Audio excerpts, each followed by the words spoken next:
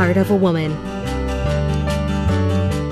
So we're back. Heart of a Woman with Chantal, Alyssa, Lindsay. That's right. Now, guys, I want you to remember Chantal. Well, Chantal, I will take some royalties when you see you have that new, whatever, I don't know, fancy thing, no, for music. But all I'm seeing is Chantal with that beautiful face. So remember that when you do that, right? Okay. So Chantal, we were talking about, you know, the process. And we were talking about not being ministers, but being ministers. And I love that. I will never forget that, because that also goes for people who are preaching the word, that you are not a minister. You are not there to move people. That's right. You know, and I think we lost that. We forget that. So we know when to say what, and people will say the hallelujahs, and they know when to shout, and they know when to raise their hands. But what I would love to see is that change come. Yeah. Because the truth is that we have a lot of hurting people. We do. We do. We have a lot of young people, and today we're talking about speaking to the youths, and that's our theme. And you're speaking to the youths. So Chantal gets up in the morning. What is that like? Tell me about your day. And Chantal, Lindsay. First of all, I'm not a morning person. That makes two of us. I'm not ashamed. Well, I have a partner now. No, let me tell you before you go any further. When I was a young Christian, you know, people were like, oh, awaken your 4 o'clock to pray. Oh my God.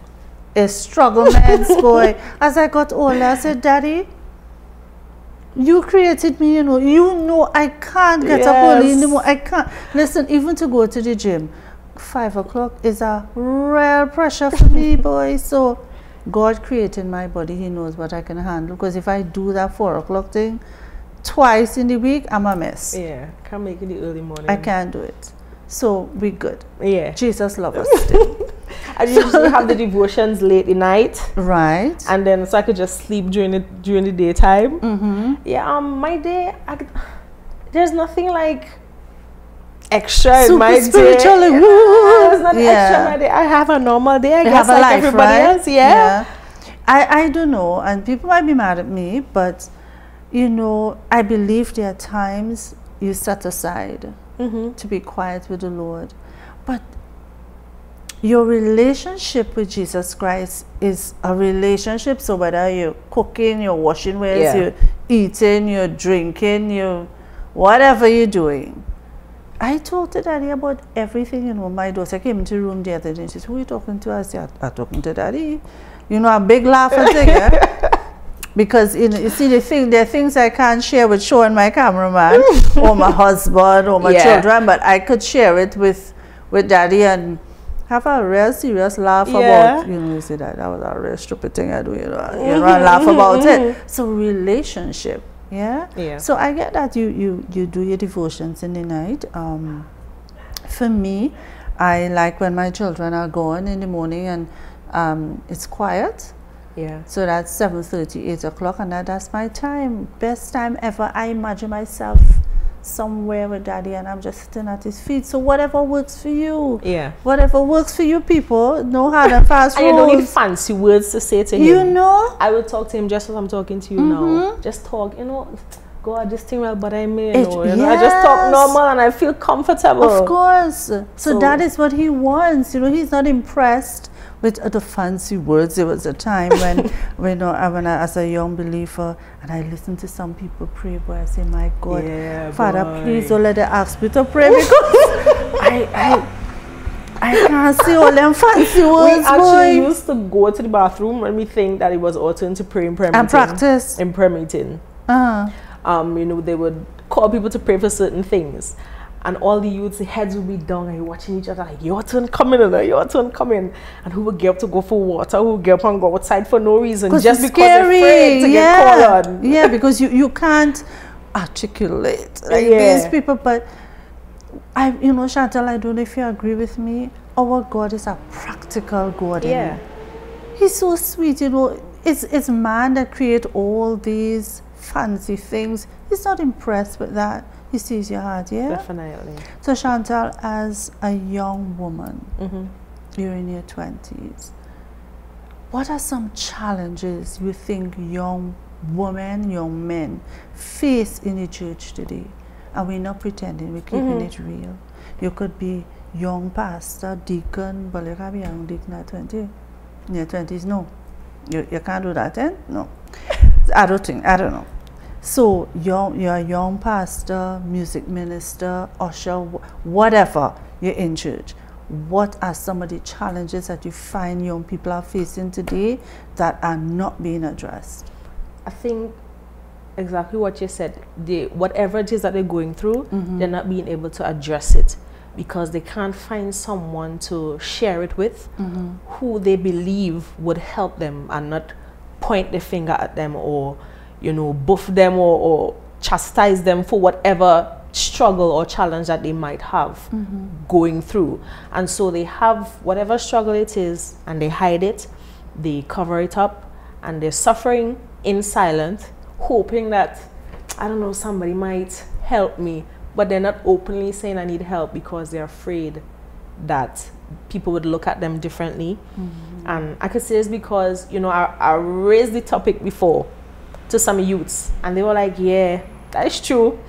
Especially when I said, you know, people would look at you different and start to treat you different. They say, yep, And one thing I appreciate about youths, they're honest about who they are. Yes, yeah. They are honest about who they are. So I think that is the problem, not having someone to help them and not having people who they believe that they could trust to share whatever it is. Without the judgment. Yeah. Without the judgment. You know, that scripture that talks about the older woman teaching the younger woman. You think we have that? I think we have, but not as much as we need. Yeah. Might be one or two. But we need more. We need to have, and you know, we were talking before we started, and I started to think about having, I don't know, some kind of group where young ladies could come and feel comfortable to just talk about whatever it is they're going through and get help from older women. Yeah. But you know, as an older woman, as a mature woman, what I find is that my fellow mature sisters pretend that they don't know what you guys going through, or they've never been through it, or I think a lot of them are ashamed to say, well, yeah, girl, I know what it's like to be saved but want to have sex. I said it. Yeah. You're human, you know what I mean? Let's keep this real. You're human. You're flesh and blood. So as much as you love the Lord, as a young woman, as a young man, you will have those desires. Yeah, you would. What do you do with that? What do you do? I ain't putting you on the spot to ask you what you do. I'm not doing that. But what do you do? Who do you say? Who do you call and say, well, Hannah, I'm going through this. Yeah. What do I do? Well, some people might say pray, but girlfriend, it's at times you can't pray about that, you know? Yeah. So you need to talk to somebody and probably let them pray you through. And that is what I think we need. Yes. A lot of in the kingdom. You know, people who are not going to judge you, and people who will say, yes, sister girl, I know, you know, and probably give you some juicy story about them, so it takes the, you know, all the pressure off for you to say, well, I'm not alone in this, you know. That helps. It helps, right? Yes, it does. To let you know that as an older woman, girl, I've been down that road, I understand what that feels like, and give you some story from their life, and you say, I'm not alone. Because I do believe, Chantal, that when we have issues, we always feel like it's us alone. It's me alone going through this. Yeah. Yeah? When I wrote the testimony song, the name of it is The Struggle. So that song that you sang that last Saturday, yeah, I thought that was just off the top of your head. No, oh my goodness, but you were singing that first. Yeah, no a little problem. bit. Yeah. The Struggle. I sang it for a few people, and it's like, wow, it's like, you sing my life there, boy. There you go. And I was like, in my mind, really? So I'm not the only one who feels this way. because as a minister, as a frontline minister, where you're seeing a lot, is not, we don't have the big time paparazzi and thing over here, but eyes are on you all the time. The eyes on you. Eyes are on you. Even if you don't think that people are looking at you, they're looking at you. Yes. And they expect you to carry about yourself in a certain way. I think they put you higher than what is realistic, you know. So for me, going through struggles, it was hard for me because the first thing that came to my mind, even before disappointing Jesus, was, what are people going to say? People. Yes. I wasn't even thinking, oh gosh, Jesus, you know, I disappoint you, I failed this time. You know, what are people going to say? How are they going to react? How are they going to treat me? Who can I go to? Who can I talk to now? Yes. Who can I possibly go and talk to and say, oh, hey, I have a problem and I need your help. It's bothering me big time. You know, it pulling me down. It causing me to feel like, you know, giving up. I need help. Who do I go to? And I couldn't find no one. You didn't have my number? I couldn't find no. And my mom, we are open. We talk about everything. But there's some things I can't talk to my mom about. Yes. You know, even though I that's want natural. to. Yeah. You know, I just felt like, nah, I don't think that she's ready. You know? I don't know. Probably she is, but I don't feel like she's ready. Well, I'm in my 50s. I think I can't tell my mother. It might just kill her.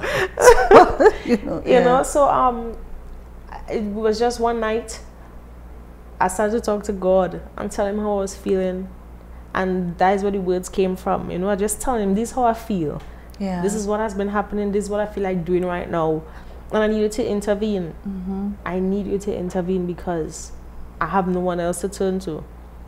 That's it. You just kept it real with Daddy. I mean, he knows what you're going through, but he wanted to hear you say, well, listen, I am going through. Yeah, I'm going through. When we have about 1 minute, I don't want you to sing that song yet. When we come back from the break, you will give us a taste of that song because it truly ministered. I don't know if you want to talk about one incident that you experienced in your life and a struggle and you see Daddy come through for you. So we will talk about that, guys, when we come back from break. So we're taking another break, guys. We'll be right back. Heart of a Woman